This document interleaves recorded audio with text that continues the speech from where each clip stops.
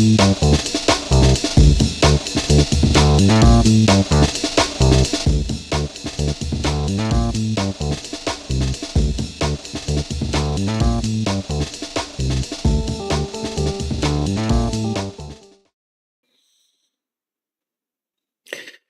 Башкортостане 9 часов утра понедельника, 19 мая 2025 года.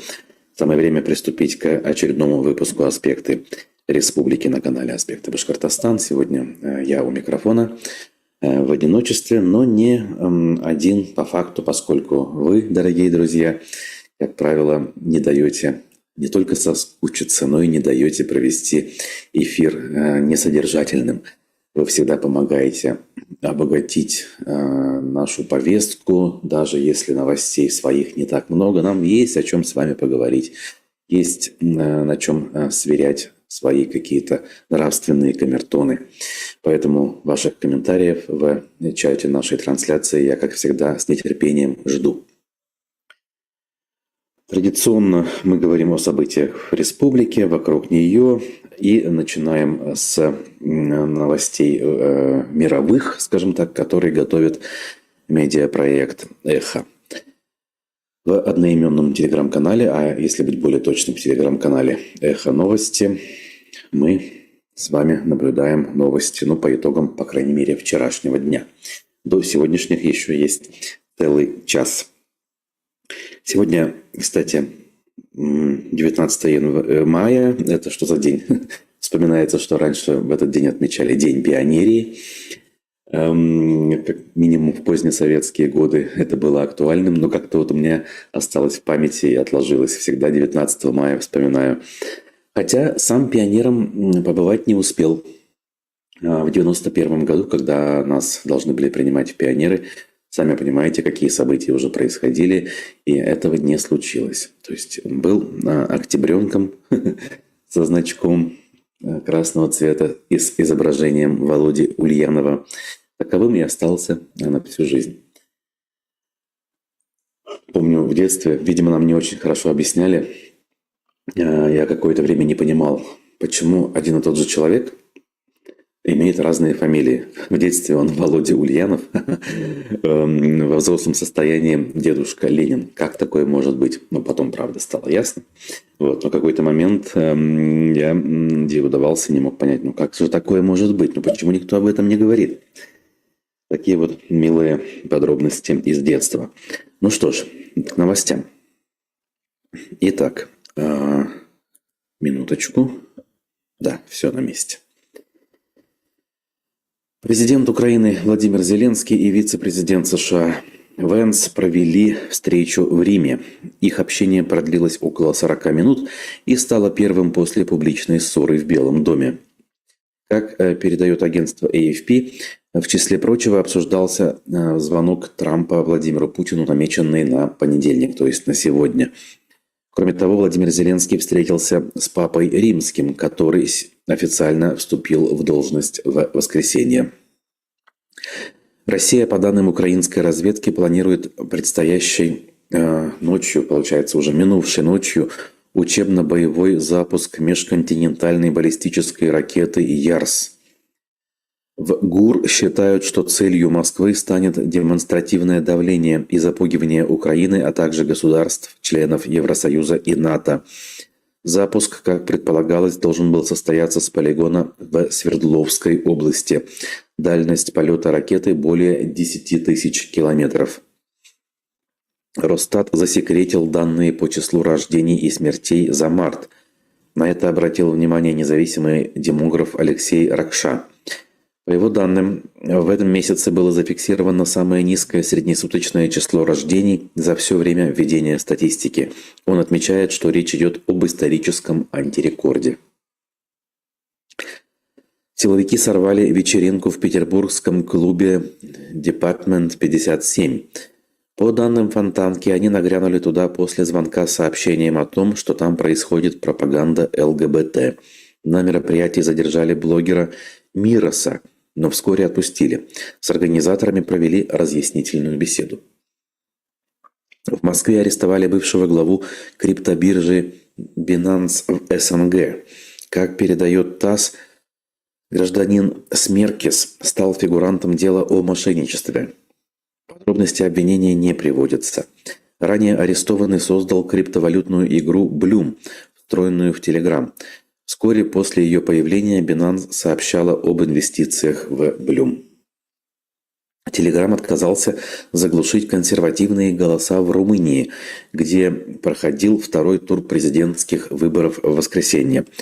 Как сказал основатель мессенджера Павел Дуров, об этом его попросило некое западноевропейское правительство. Он не назвал страну, но намекнул на нее эмодзи с изображением багета. Армия Израиля начала широкомасштабную наземную операцию на севере и юге сектора Газа. Также саудовские СМИ сообщили о гибели одного из лидеров движения «Хамас» Синвара. Его тело нашли в туннеле под больницей в Хан-Юнисе. Таковы были новости по итогам воскресенья по версии телеграм-канала «Эхо Новости». Ну что ж, как говорится, для начала понятно. Сегодня, если чего-то и ждать, то вот этого телефонного звонка Трампа и Путина. Опять же, с осторожным оптимизмом мы, как всегда, за этим следим, особо не обольщаясь.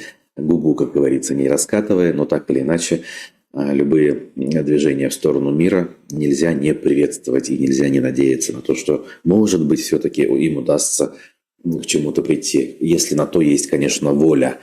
А со стороны Кремля эта воля не очень-то демонстрируется, и есть полное ощущение, что блефует данная сторона конфликта, пытаясь угодить своему заокеанскому новому товарищу, чтобы того не злить. Соответственно, делается такая хорошая мина при плохой игре, скажем так. Хотя прекращать ничего неохота, потому что вроде как дела идут, может быть, не так стремительно, как они хотели бы в Кремле, но идут потихонечку, успехи есть. Соответственно, зачем это прекращать, думают они. В общем, я думаю, что вам и самим хорошо ясно, что происходит вот в этом направлении. Поэтому давайте все-таки погрузимся в республиканскую повестку. Перед этим посмотрю на ваши комментарии. Закивариди сообщает и спрашивает: Минобразование предлагает в государственный образовательный стандарт ввести вместо термина «родной язык» ввести термин «язык народа РФ». Да, я слышал предварительное на эту тему умозаключение. Скорее всего, это неспроста, и это не просто инициатива Министерства просвещения. Кстати, министерство именно так теперь называется, а не образование. То есть они таким образом хотят подчеркнуть, что родным языком для человека должен быть исключительно русский, а все остальное – это что угодно, но только не родное. Ну, видимо, так. А как еще иначе? Зачем лезть в тот вопрос, который, казалось бы, давно утрясен и не требует каких-то изменений? Но в политике укрепления империи, в политике продолжения унификации народа-населения этот шаг вполне себе выглядит логичным. Ну, в их, опять же, политике, в их логике. Разумеется, я против этих изменений. По сути, наверное, это ничего не изменит, в том смысле, что как-то на изучение или отсутствие изучения не повлияет. Людям на самом-то деле не столь важно, как это все называется. Решения они принимают, исходя из каких-то других своих соображений и аргументов. Но это демонстративное явление, которое дает понять вот тем, кто анализирует и не просто так за этим следит, это явление дает понять, чего на самом деле добивается метрополия. Ну, в общем-то, очередной повод для нас с вами задуматься, если кто-то еще не задумался, а правильно ли то, в каком положении находится на сегодняшний день, в частности, башкирский народ и население Башкортостана в целом. Дуров за демократию задается вопросом назад. Тогда где заблокированные каналы Куштау онлайн и миллионный ВЧК ОГПУ? Риторические вопросы от Азата. Действительно, есть проблемы определенные, особенно вот касательно последнего ВЧК УГПУ. Если говорить про наши башкортостанские заблокированные каналы, что происходило в момент событий в Баймаке, сразу после них, то там все-таки есть версия, что это не поступок администрации мессенджера, а все-таки результат массированной атаки ботов. Когда огромное количество, большое количество массовых жалоб поступает на тот или иной ресурс, вроде как канал автоматически блокируется. Я здесь, опять же, не утверждаю, могу ошибаться, но есть такая версия. И что винить, собственно, Дурова и руководство мессенджера не совсем правильно. Однако же есть версия другая, что именно они во всем виноваты. Если не собственноручно блокировали тот же Куштау онлайн, то выстроили такую систему управления, где это стало возможным, и поэтому они виноваты. В общем, опять же, в любом случае мы понимаем, что Telegram, несмотря на всю относительную свободу, которая в нем на сегодня есть, и вроде как относительную надежность, все-таки со временем все больше и больше вопросов вызывает. По крайней мере, мне доподлинно известно, что в разных странах у него и политика разная. Условно говоря, стараются все-таки соблюдать законы тех стран, в которых работают. Как, например, в России во время взаимодействия с властью Telegram может выдать по запросу силовиков контактные номера, например, администраторов тех или иных каналов. А в другой стране, там, условно говоря, в Германии есть свои нюансы. И эти нюансы везде связаны с местным законодательством. Если раньше Дуров и его команда вели себя подчеркнуто независимо и позиционировали себя выше законодательств отдельно взятых государств, то, к сожалению, в последнее время именно так это выглядит. Вот. Ну что ж, давайте, как говорится, к новостям Башкортостана. И у нас на этот счет есть о чем поговорить.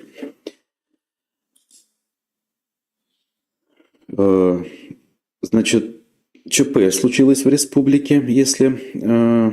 давайте отметим. В пятницу мы еще об этом не говорили, потому что не знали с утра. В Салавате на заводе «Свеча» произошло ЧП, а именно взрыв. И вот по данным на воскресенье, число погибших во время этого взрыва увеличилось. В больнице умер 51-летний мужчина, который изначально был ранен. Взрыв и последовавший за ним пожар на заводе произошел в пятницу утром. При инциденте сразу погиб 46-летний мужчина. Его завалило обрушившимися конструкциями здания. Пострадали 4. 3 из них в возрасте 65, 49 и 44 года находились по состоянию на воскресенье в стационарах. Управление Следкома по Башкортостану возбудило уголовное дело о нарушении требований промышленной безопасности опасных производственных объектов. То есть, уж не знаю, насколько тут можно говорить об отношении этого предприятия к оборонной промышленности. Судя по всему, нет. Свечной завод. Кстати, ничего не знал о существовании такового в Салавате. Ничего себе. Чего только у нас нет все-таки в Башкортостане и конкретно вот в этом промышленном кластере. Печально, что люди гибнут, совершенно бессмысленно, нелепо, я бы даже сказал, находясь на рабочем месте. Если с теми, кто, условно говоря, подписывает контракт, все более или менее понятно, то в данном случае, конечно же, особенно жаль. Кстати, по поводу тех, кто гибнет в известных местах. По реестру аспектов, значит, последнее обновление было в субботу, 5257 уроженцев Башкортостана уже погибли в зоне так называемой СВО. По данным, которые есть в открытых источниках, которые более или менее подтверждены. Ясно, что количество, скорее всего, намного больше. Ну ладно, не намного, но точно больше. Оно где-то за 5500 перевалило по данным одного из проектов, скажем так, федерального уровня. Но в любом случае мы понимаем, что скорость пополнения этого списка, она установилась высокой еще в конце минувшего 2024 года, так и остается высокой. Никакие перемирия, о которых мы слышали в последнее время, никакой вообще мирный процесс, если можно так его обозначить, пока что изменений в количество погибших, скорость прибавления количества погибших не внесло. Итак, дальше идем тогда. Соответственно, чтобы вот, видимо, тенденции печальные у нас сохранялись, хотя, конечно же, официально это звучит иначе, в любом случае в республике выплаты контрактникам продлили еще на 16 дней. Что-то как-то неуверенно эти выплаты у нас продлевают.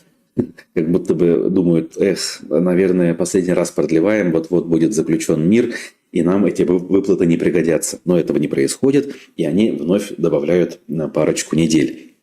В данном случае выплаты продлены всего лишь до 31 мая текущего года, согласно указу Радия Хабирова. Значит, меры поддержки военнослужащих в виде единовременной выплаты 205 тысяч рублей были введены еще 26 апреля 2024 года. Изначально эти выплаты действовали всего 4 месяца, однако неоднократно продлевались, а сумма увеличивалась. В последней редакции на единовременное довольствие могли рассчитывать военнослужащие, подписавшие контракт до 15 мая. Но теперь, то есть до 31. И выплата, конечно же, совершенно иной размер сейчас имеет. Денежное довольствие для контрактника составляет 505 тысяч рублей.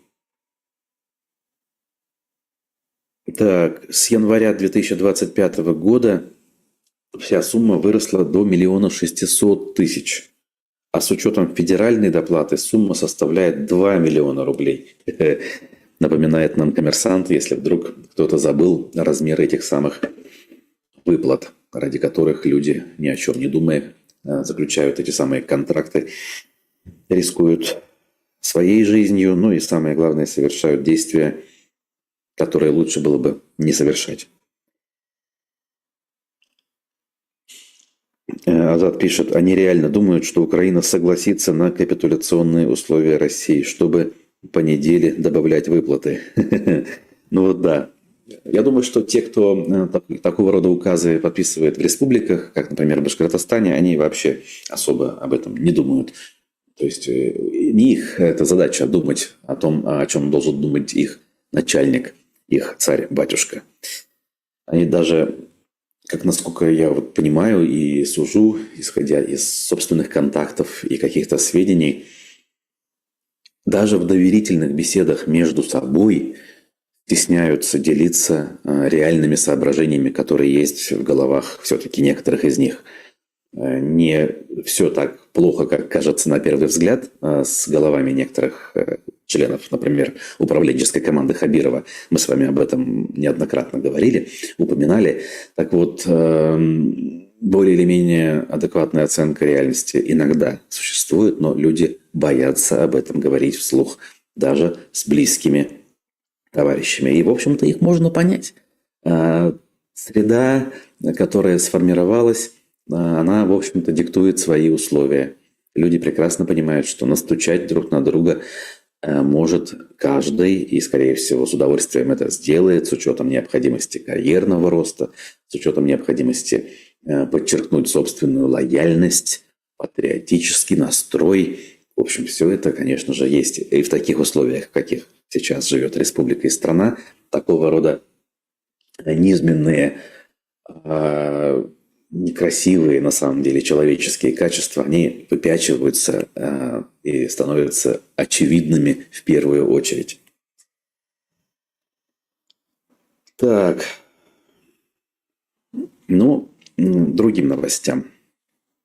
Немножечко, если не позитива, то хотя бы давайте обнадеживающей информации посмотрим. Верховный суд Башкортостана встал на сторону башкирской общественной активистки, в споре с администрацией Баймакского района. Речь об активистке Танселу Аслаевой. Активистка в свое время, кстати, громко звучала, выступала на многих сходах в Зауралье. Я о ней постоянно слышал. Она у нас в эфире «Аспектов» была. Правда, это было в 2022 году. Мы тогда живьем с ней встречались в Уфимской студии. Вот. И, в общем, все было понятно. Потом почему-то из моего поля зрения Танселу Аслаева исчезла. Может быть, как раз в связи с тем уголовным процессом, скажем, который вокруг нее разворачивался. Дело в том, что районный суд обязал ее публично извиниться перед администрацией Баймакского района. 2 года назад на собрании граждан в селе Кусеево Аслаева заявила, что в районе под предлогом заболевания уничтожили всю скотину, чтобы люди переселились. Она связала это с ведущейся на пастбищных землях незаконной золотодобычей. А вот Верховный суд спустя длительное время в апелляционной жалобе, видимо, согласился и признал, что выступление Аслаевой не причинило морального вреда чиновникам. Вот так вот. Значит, удивительно даже. Иногда проблески здравого смысла возникают. Да, тут можно сказать, что дело может быть и не столь существенное. Это уж, извините, не отмена какого-нибудь серьезного уголовного приговора с многолетним сроком заключения, но все ж таки довольно-таки важно. Значит, вообще сама эта история, само высказывание Аслаевой было продиктовано, что ли, тем, что осенью 2021 года в Баймакском районе среди животных произошла вспышка заболевания узелковым дерматитом. Как сообщали СМИ, в селе Первое Туркменево в 17 подсобных хозяйствах заболели 124 голов крупного рогатого скота. Заболевшие животные были уничтожены, а фермерам пообещали выплатить компенсации. Ради Хабиров в связи с произошедшим тогда констатировал, что целый большой населенный пункт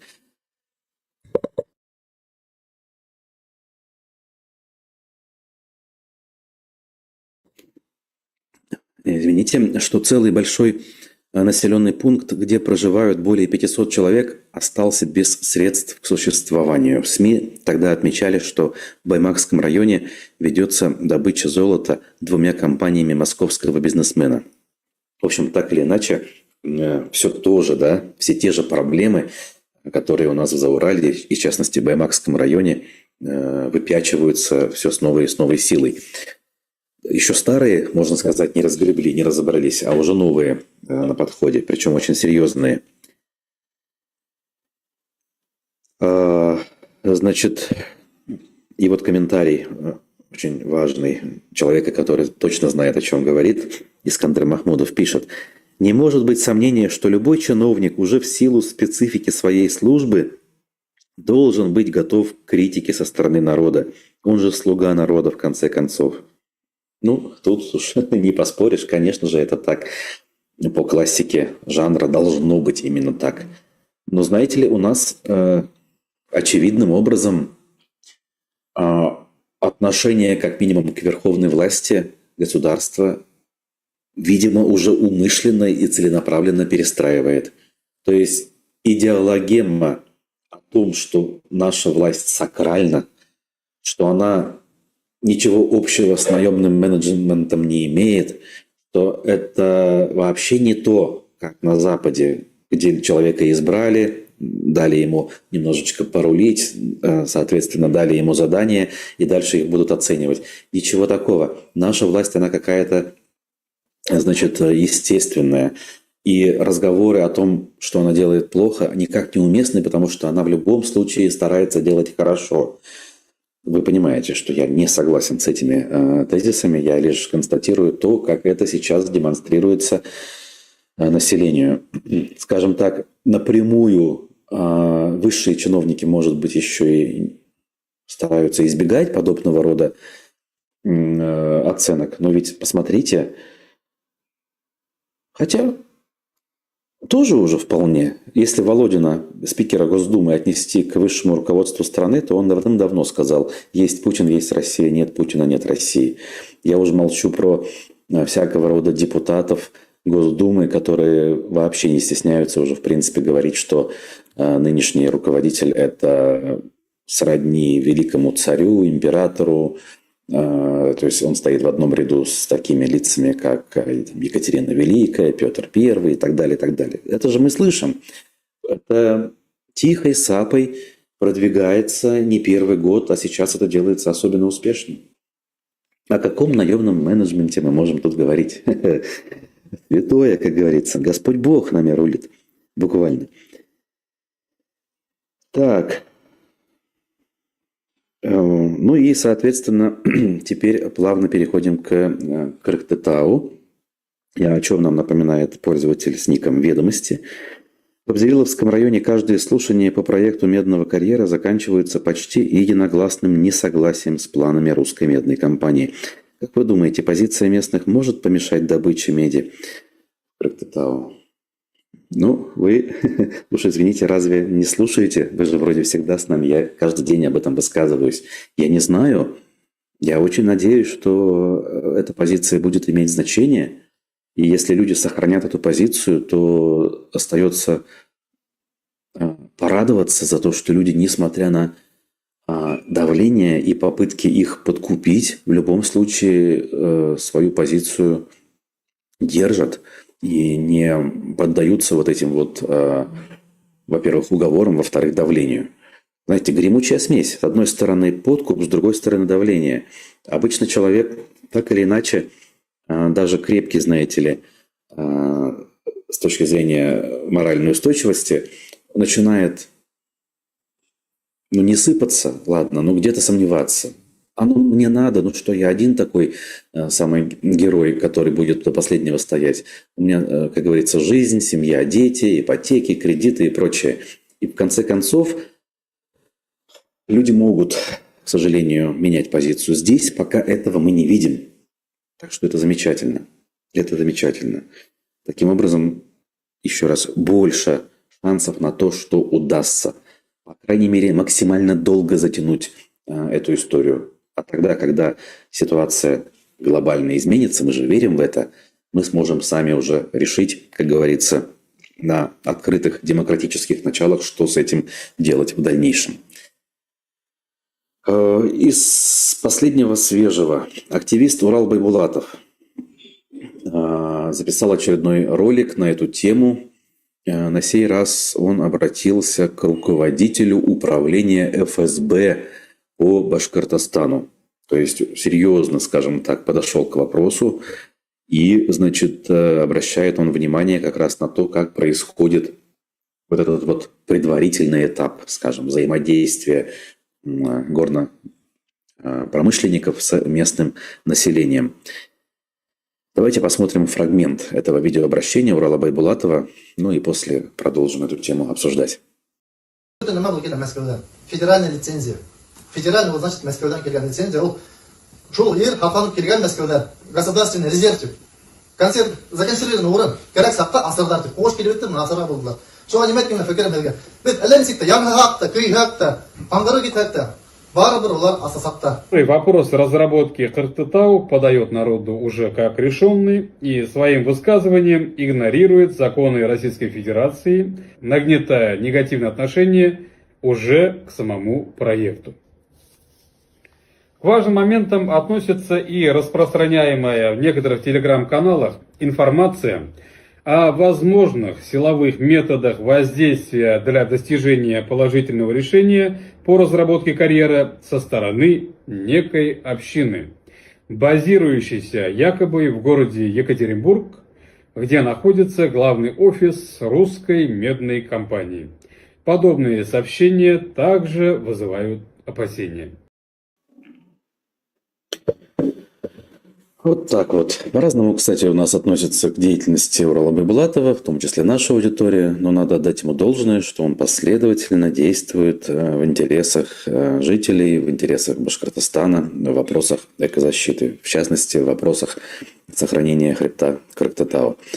Методика, опять же, у кого-то может вызывать скепсис, вопросы. Кто-то скажет: ой, господи, а какой смысл обращаться к этим людям, если они на той стороне, как говорится, баррикад. Это то же самое, что, я не знаю, обращаться жертве, к своему палачу. В общем, все это есть, все эти рассуждения, но надо все-таки, наверное, отдать должное. Сейчас возможности что-то делать публично практически нет. Он старается использовать те возможности, которые на сегодня остаются. Таким образом, хотя бы идет расширение поля тех людей, которые об этом слышат. То есть он записывает условно обращения, какие-то СМИ эту тему подхватывают, об этом сообщают, какие-то блогеры, может быть, паблики в социальных сетях, и большее количество людей об этом узнает. Большее количество узнает, больше сочувствует, и таким образом защита того или иного объекта, в частности Кыргызстау, становится более вероятной, что ли. Ну, так было с Куштау, как минимум. Вот.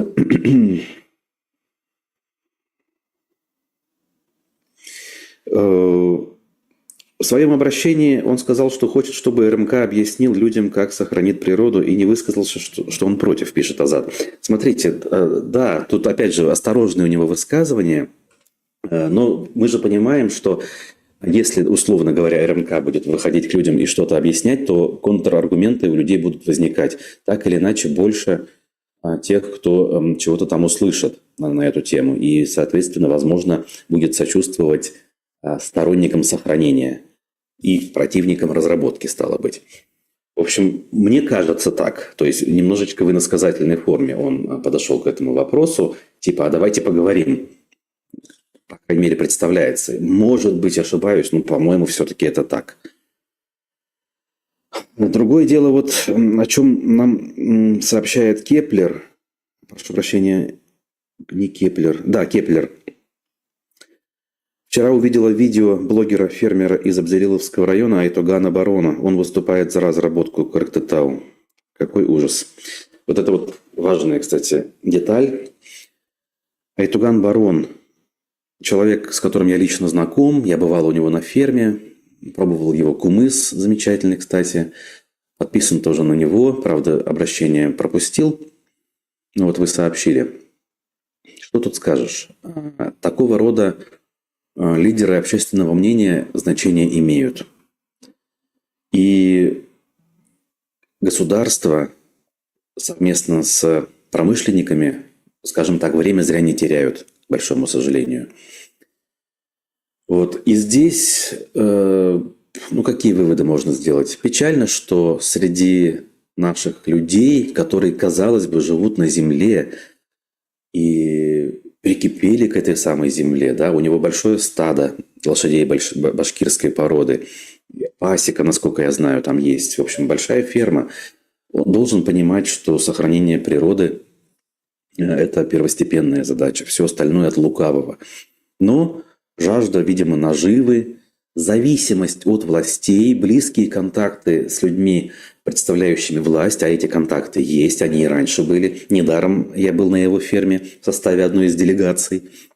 Они все делают свое дело. Плюс все-таки потребительское отношение к своей земле. К примеру, будучи подписанным на данного фермера, я как-то весной, по-моему, еще в прошлом году обратил внимание, что он предлагает услугу покатушек на квадроциклах, там вот этих вот багги по, природе своего района. Причем не просто покатушки предлагает, а покатушки в грязный, непроходимый сезон. Ну, дескать, в этот момент это же весело, прикольно, на вездеходах преодолевать трудности. Но я прекрасно знаю, что езда по размягченной лесной почве на больших колесах приводит к необратимым последствиям. Уничтожается естественный, покров земли, возникает колея, которая сохраняется десятилетиями, если не столетиями. То есть это вредно для природы. Ну, мне кажется, это очевидно, да? Использование вездеходов в лесу в мокрый сезон – это точно вредно. Он, соответственно, это преподносит как развлекуху, которую за денежку можно, соответственно, людям предложить, и это предлагает. То есть, с одной стороны, Мы живем на природе, благодаря ей зарабатываем, в общем-то, и что-то хорошее создаем. Тут надо отдать должное. Молодец. С другой стороны, отойдя на несколько метров в сторону, мы эту же природу уничтожаем. Относимся к ней варварски и потребительски. В данном случае мы, я имею в виду абстрактную группу людей, представителем которых в данном случае является данный фермер. И вот к нему пришли представители власти какие-то, с которыми он взаимодействует. Ну, я даже предполагаю, что я знаю конкретные имена. И говорят, так и так, нам нужно, значит, вопрос порешать. Непосредственно его пастбищных угодий это не касается. И он выходит и говорит, да, нам это нужно. Вот и все, как говорится. Деньги, ничего личного, только бизнес. Надеюсь, люди все-таки умнее, да, скажем так, услышат это все, увидят и выводы свои правильные сделают. Не будут прислушиваться к призывам подобного рода деятелей. Итак, в общем, здесь такая ситуация, какая есть. Но мы день ото дня, конечно же, будем продолжать за ней следить. На тему КрыкТТАУ в пруфах вышла статья с названием «Закрытые встречи и обещания. Что пытаются скрыть от жителей Абзелиловского района власти». Значит, в материале сообщается, что в Аскарово, в райцентр, прибыл министр экологии Нияз Фазылов и провел закрытую встречу с предпринимателями, оставив за дверями местных жителей и представителей общественности. Также в селе Баимово 17 мая, то есть в субботу, была запланирована еще одна встреча с представителями ООО «Салаватская». Эти мероприятия – продолжение серии обсуждений, на которых представители компании пытаются убедить жителей Абзелиловского района в безопасности и выгодах будущих геолого-разведочных работ. Директор ООО «Салаватская» Тагир Бахтигареев уверяет, что появление предприятия повысит уровень жизни местных жителей. По его словам, люди будут чувствовать улучшения. Мы намерены пополнять бюджет района и вкладываться в социальные программы. Особое внимание уделяют они сохранности природных объектов, включая хребет КрыкТТАУ. Компания заявляет, что работы будут проводиться в 5 километрах от хребта, не затронут уникальную экосистему. Экспертизы подтверждают минимальный экологический риск, дескать, при соблюдении нормативов, но местные жители не так уверены. История с Сибайским карьером давно научила их настороженности. В общем, вот ждем подробностей с последних встреч минувших выходных. Я надеюсь, что какие-то данные поступят, что-то мы опубликуем, какие-то ролики. В общем, так или иначе, тему будем обсуждать еще раз.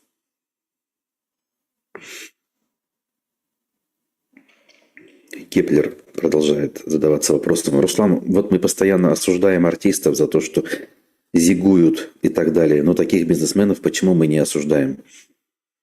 А как же? Чем я сейчас занимался? Отвечая на ваш комментарий. Осуждаем, конечно. А как же иначе? Или что-то не то вы имеете в виду? Или что-то... Как-то поясните, пожалуйста. По-моему, в этом смысле, лично у меня, по крайней мере... Может быть, это и не всегда верно, но давно все поделено на черно-белое. То есть, если с нынешним режимом человек сотрудничает, и самое главное, публично делает что-то в поддержку действий нынешнего режима, то здесь нет вариантов. Это однозначно, на мой взгляд, неправильное поведение, требующее осуждения. Вот и все. Так, те же пруфы рассуждают на тему кадровых вопросов и задаются, соответственно, вопросом прямо в заголовке. Кого Хабиров лоббирует на должность главы собственной администрации? Издание таким образом напоминает, что Азат Бадранов до сих пор не является утвержденным руководителем его администрации, а носит приставку «исполняющий обязанности». Дескать, потому что его не утверждают на эту позицию в Москве. А, как известно, ключевые должности в региональных правительствах у нас утверждаются в Москве. Казалось бы, нонсенс, абсурд, но мы к этому уже привыкли. И вот якобы всплывает фамилия другого кандидата на эту позицию, главного федерального инспектора по Республике Башкортостан Алексея Касьянова. То есть человека, который и так на сегодняшний день является глазами и руками Кремля в Башкортостане. В прошлом он возглавлял Следственное управление Следственного комитета. Его коллеги отзываются о нем как о достаточно осторожном руководителе, малоэмоциональном и не слишком инициативном. Это умение особо не отсвечивать часто помогает чиновникам долгое время тихой сапой занимать ключевые посты, утверждает автор публикации. Но нас в данном контексте больше интересуют взаимоотношения Хабиров-Касьянов. Во время службы последнего в Совбезе Башкортостана они хорошо сработались. Говорят, Касьянов был посвящен во многие деликатные дела Хабирова и ни разу ничего и никому не сболтнул лишнего. По всей видимости, Хабиров воспринимает его как надежного компаньона. Такой ему и нужен на должности руководителя Башкирского Белого дома. Поэтому он и начал его лоббировать. Опять же, эта версия пруфов, не могу ничего сказать ни в подтверждение, ни в качестве опровержения. Но факт надо зафиксировать любопытный, что действительно Азат Бадранов, который, как они в широком смысле журналисты, давно метил на руководящую должность, вроде как ее получил, но не все так просто. Тут, знаете ли, даже сочувствовать хочется. Уж не потому ли Москва его не утверждает, что подозревает его в симпатиях, например, к башкирскому национальному движению? Тем более членом этого движения Бадранов был в юности. И никакое его участие в СВО, никакие, значит, действия, получается, в поддержку нынешнего правящего режима не помогают, что ли? Ну, и опять же, это версия, я не могу утверждать, но любопытным образом, вот таким образом эта ситуация выглядит в данной ситуации. То есть, продвигая политику унификации, централизации, Кремль так далеко заходит, что даже своих верных слуг, на сегодняшний день верных слуг, не продвигает по карьерной лестнице, опасаясь, что сколько волка не корми, он в лес может смотреть. Ну, это же версия, по-моему, вполне себе рабочая в данной истории, хотя, может быть, и не в этом дело. Как-то так. Ну и в завершение пара новостей любопытных, таких, знаете ли, из разряда того, что жизнь-то продолжается. Сапсаны, которые ежегодно прилетают на Уралсиб, перенесли онлайн-трансляцию на следующий год. Довольно странный заголовок в «Коммерсанте». Оказывается, самец вот этой пары нашел себе новую супругу, давайте так, да, молодую, потому что та, судя по всему, скончалась или погибла, опять же, которая много лет с ним прилетала и высиживала яйца, и, соответственно, появлялись на свет из года в год птенцы 1, 2, 3.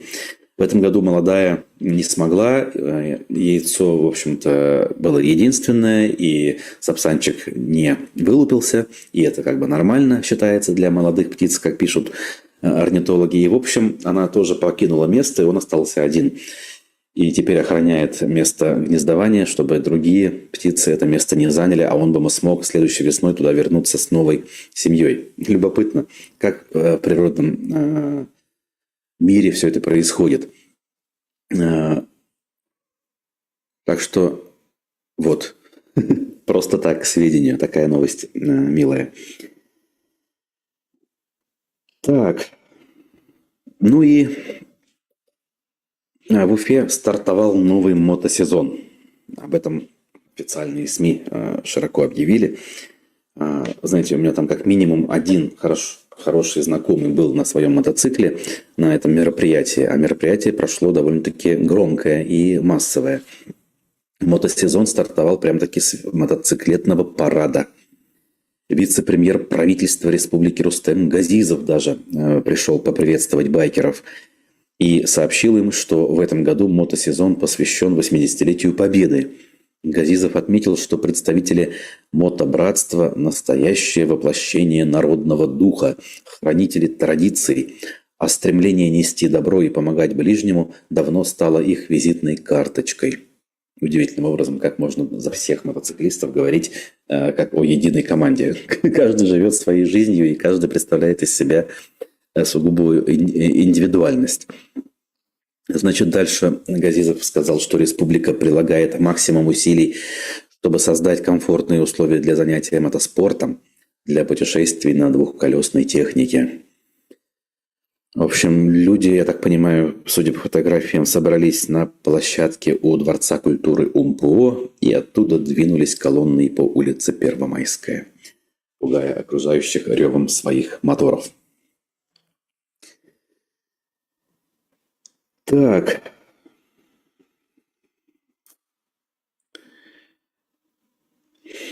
Азат шутит по поводу другого Азата и про то, кто кого мог объедать. А Уля спрашивала по поводу разработки полезных ископаемых, но сообщение пропало.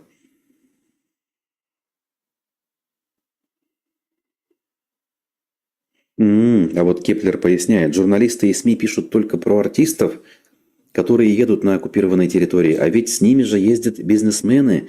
Айтоган, например, ездил. Также из Зауралья ездит постоянно Набиуллин. Вот это важно, конечно, надо обращать внимание на это. Важно, это очень важно. Я точно знаю, что в бизнес-кругах тоже есть этот четкий водораздел среди тех, кто как бы не поддерживает, но, конечно же, вынужден помалкивать. При этом, разумеется, никакие гуманитарные конвои эти люди не снабжают. А есть те, кто, неважно по каким соображениям, подписались под это дело. И не обязательно они это дело поддерживают, а просто считают, что это классная возможность